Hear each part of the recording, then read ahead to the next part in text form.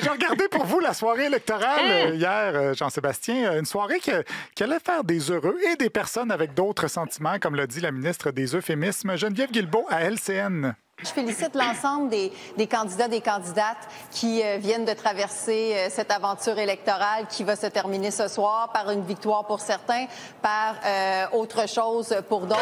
Oui, autre chose, une prise de conscience, une occasion de passer du temps en famille ou une défaite. J'imagine qu'elle évite de dire ce mot-là parce que bientôt, l'aventure électorale va se terminer par autre chose pour elle aussi. J'ai assez vite remarqué dans la soirée que les journalistes voyaient un lien de causalité entre la qualité du bar dans les rassemblements des candidats et leur victoire éventuelle. Oubliez Jean-Marc Léger, là, fiez-vous au nombre de caisses de 24 qui ont été commandées. Pierre-Olivier Zappa de LCN l'a remarqué chez Ensemble Montréal. Si je me fie au bar qu'on est en train d'installer dans la salle, on s'attend quand même à ce qu'il y ait plusieurs centaines de personnes qui viennent ici, probablement des gens qui auront le goût de fêter parce que le bar derrière moi est bien rempli, bien garni. Au rassemblement de Bruno Marchand aussi, selon Julie Couture. On a vu les gens qui sont en train de préparer le bar. On a vu les techniciens aussi qui font les tests de son et on a été capable d'entendre la chanson qui va jouer ce soir lorsque Bruno Marchand va faire son entrée. Ça va faire lever l'Assemblée, je peux vous le dire. C'était du loco locasse, finalement. Et enfin, RDI, on a fait ce constat au rassemblement de Sam Hamad. On commence à arriver ici, là. On est dans un bar sportif. La moitié des gens sont ici pour regarder le football et l'autre moitié sont ici pour regarder, pour assister à cette soirée électorale. Ouais, ça augurait mal, disons, pour Sam Hamad. Les gens préféraient regarder des footballeurs se faire ramasser plutôt que Sam Hamad se faire ramasser. Monsieur Hamad qui a trouvé la campagne pas mal tough. On se rappelle ce qu'il disait à l'annonce de sa candidature. Mes amis, il reste 210 jours. 210 jours pour reprendre notre ville en main. 210 jours pour préparer la relance de Québec, 210 jours pour rebâtir notre fierté. Bien, au 210e jour à LCN, il avait l'air fatigué. C'est une campagne électorale qui était longue, 210 jours depuis mon annonce de candidature, et c'était une bonne campagne, c'était long. C'est convaincant. Cette longue campagne, c'était long. Je pense qu'il va avoir besoin d'un 210 jours pour se reposer. C'est encore plus long quand tu n'es pas adapté au temps moderne, aux réseaux sociaux. C'est plus comme avant la politique. L'ancienne mairesse d'arrondissement, Annie Sanson, l'a expliqué à RDI. Moi, TikTok, c'est fini là, sur mon téléphone. Moi, je suis partie de la ville, j'ai effacé en 2017. J'ai dit, il n'y a pas personne qui va pouvoir venir m'achaler là-dessus. Elle s'est débarrassée de TikTok avant même que ça existe. Une visionnaire. Ça a l'air qu'elle a aussi lâché le régime keto en 2002. C'est quand même encore pas mal les médias traditionnels quand même qui dictent les choses en campagne électorale. Jean-François Caron, prof au Kazakhstan, l'a expliqué lors de la soirée électorale de Rebel News. Le candidat anti-tramway à Québec, Stéphane Lachance, a été victime des médias post-pandémiques, selon lui. C'est la continuation de l'opposition du complexe médiatico-politique contre les gens qui s'opposaient à eux il y a 5 ans dans le cadre de la pandémie. C'est surtout les mêmes méthodes liberticides qu'ils ont utilisées contre Stéphane Lachance parce que réellement, le traitement qu'on lui a réservé, c'était digne des pires régimes autoritaires. Donc, tous les candidats anti-système, les gens qui remettent en question la doxa du complexe médiatico-politique, risquent de subir là, la même médecine. C'est lourd, hein, quand même. Donc, oui, les pires régimes autoritaires, la Corée du Nord, le Turkménistan, TVA Nouvelles. Fait cocasse, M. Caron, lui, est professeur à la très prestigieuse université Nazarbayev, fondée par l'ancien président du même nom, qui était reconnu pour son autoritarisme. Donc, écoute, c'est évidemment Bruno Marchand qui a été réélu à Québec. Il a fait un discours grandiloquent suite à sa victoire. Nelson Mandela et Desmond Tutu nous ont fait connaître le concept de Ubuntu. Je suis parce que nous sommes.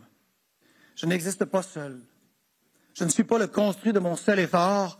Nous sommes le résultat de quelque chose de plus grand. Mandela, toi chose. Il vient d'être élu dans une ville où les gens se disent opprimés parce que les feux pour les piétons durent 13 secondes de plus qu'avant. Il faudrait peut-être se laquer sur le Mandela. La bonne nouvelle, c'est qu'il veut mettre fin à l'apartheid avec Lévis. Dernière question rapidement. Vous allez prendre une bière. M. Blaney, élu à Lévis, l'autre bord. Ben oui. Voilà.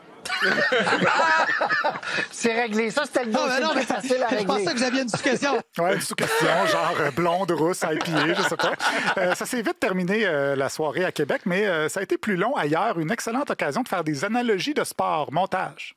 Il est tôt dans le match, c'est la première période, mais c'est une première période catastrophique pour Sam Hamad. Il ne peut pas être numéro 2. Moi, je pensais qu'on pouvait, comme au baseball, un lanceur substitut qui pouvait prendre la place, mais non. Ça, c'était hier, les séries mondiales. C'est un peu comme un joueur autonome au hockey. Il a changé de club, il est rendu pour les Cataractes de Shawinigan. J'ai envie d'attendre vraiment la fin du match avant d'y croire. Attention, c'est pas fini tant, Philippe Vincent, tant que c'est pas fini. Ça sera pas fini tant que ça sera pas fini. Comme on blaguait, c'est comme le baseball. Là. On va attendre c'est ça, on va attendre la fin du match. Je veux jouer avec les meilleurs, et quand tu joues avec les meilleurs, tu risques de gagner. Dans la Ligue nationale, là, moi, je veux jouer avec les meilleurs joueurs de la Ligue nationale et on va les retrouver à Trois-Rivières.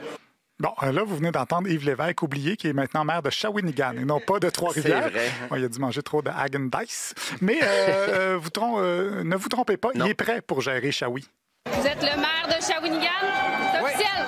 Oui, officiel. Alors, me connaissant, je suis déjà en train de penser qu'est-ce que je vais faire demain. Et j'avais déjà une planification de faite. Moi, je me prépare toujours. Pour moi, chaque journée, c'est une journée perdue. Alors... Il y a beaucoup de choses là-dedans. Donc, se connaissant, il sait ce qu'il pense à ce moment-là. C'est quand même la moindre des choses.